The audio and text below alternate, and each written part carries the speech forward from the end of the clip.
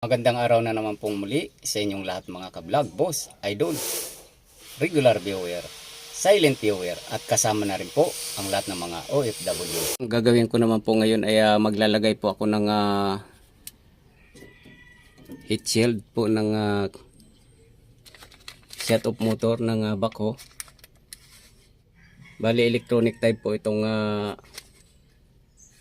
set of motor na to. So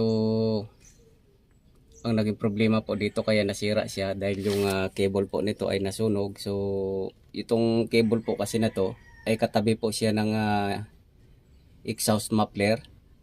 So pag nagkaroon po ng problema yung exhaust muffler, nagkaroon ng leak, so pwede pong mapupunta yung init niya sa cable na to. So susunugin po niya to. So ang gagawin ko po ay lalagyan ko po ng protector. Ito po yung ilalagay ko.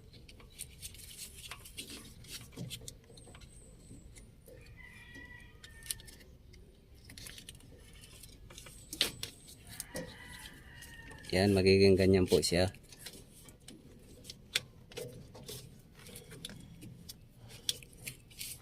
Yan. Pero doon po na portion sa engine side, doon sa loob, yun po yung lalagyan ko. Kasi dalawa po yung mini-maintain ko dito na Caterpillar backhoe. So yung isa po ay ganito rin po naging problema. Kaya naging na-modify na po yung patayan ng engine. Dihila na po siya. May handle. Samantala ito po ay pinalitan po ng motorized set of motor.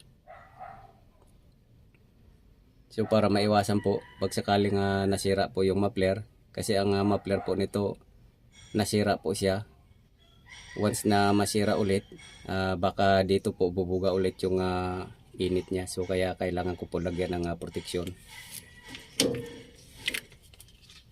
Actually for testing pa rin po to dahil masyadong mahaba po yung cable, pero pag napa-under namin ay makikita po namin kung kaya po siyang hilahin at itulak itong cable na to. So kapag hindi po umubra ay ibabalik po namin itong set of motor na to para kailangan na palitan talaga ng tamang length po ng cable na to. So gagawan ko po ng protection yung nasa loob, engine side.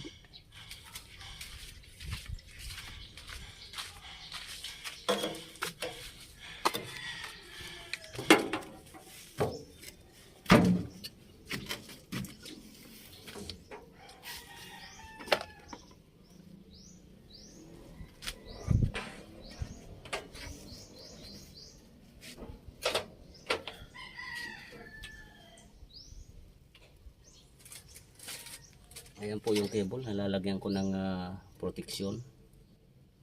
Lalagyan ko ng insulation, heat insulation.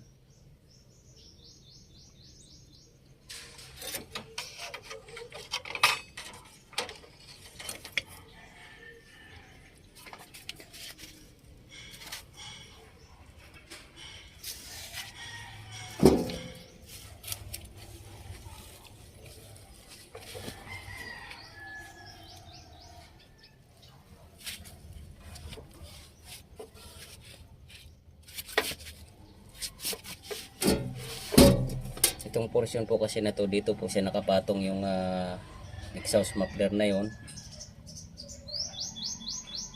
At bubuga po dyan yung init na yan kapag hindi ko po lagyan ng proteksyon.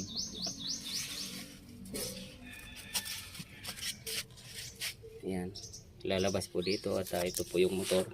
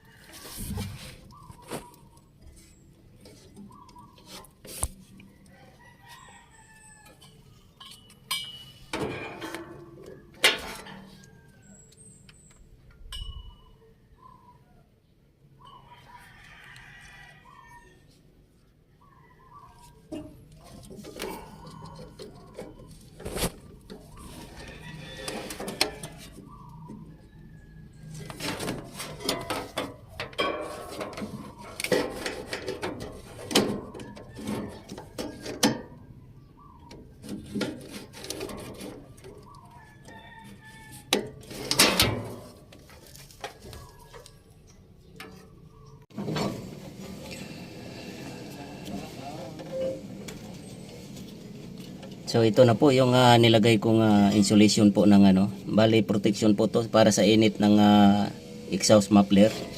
So itong muffler po ay dito po naka-locate sa ibabaw na to. Ayan po yung patungan niya. So may tendency po na pag nabutas yung exhaust muffler dito ay doon po ang punta sa cable na yan. So yung cable po na yan, yan po yung shut off motor ng engine. So kapag yun po ay nasunog, useless na po yung shut off motor kahit na gagana po siya, hindi niya mahihila yung cable na yan. So ang ginawa ko po ay nilagyan ko po ng protection. Ito po siya. Kasi mayroon po akong napansin yung isang Caterpillar din po na backhoe ay nakita ko po sunog, wala na rin po siyang shut off motor dahil sa nakita ko po ay dahil po dito sa exhaust muffler na to nasunog din po yung cable na yun dahil po dito sa muffler na nakalagay dito. So kung sakali pong mayroon po kayong mga ganitong unit na Caterpillar, so kailangan nyo pong lagyan ng protection yung cable na to dahil susunugin at susunugin po niya yung cable na to. So ito po yung inilagay ko protection para po dito sa, kasi itong shut off motor po na to ay 46,000 po ang halaga nito. So gaano lang po niya susunugin yan. So magiging sayang lang po siya pag hindi natin nilagyan ng protection yung cable na to.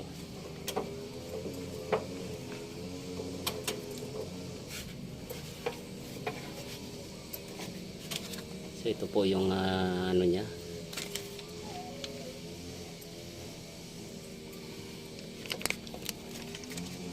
So itong haba po nito ay matitesting po siya pag sakaling paandar rin na yung makina. Dahil naka 90 degrees bend po siya, medyo magkakaroon po ng hadlang pag sakaling talagang hindi niya kinaya. So since bago po to, so madulas pa po yung cable na to, maaaring kakayanin niya or makikita na lang po, matitesting namin.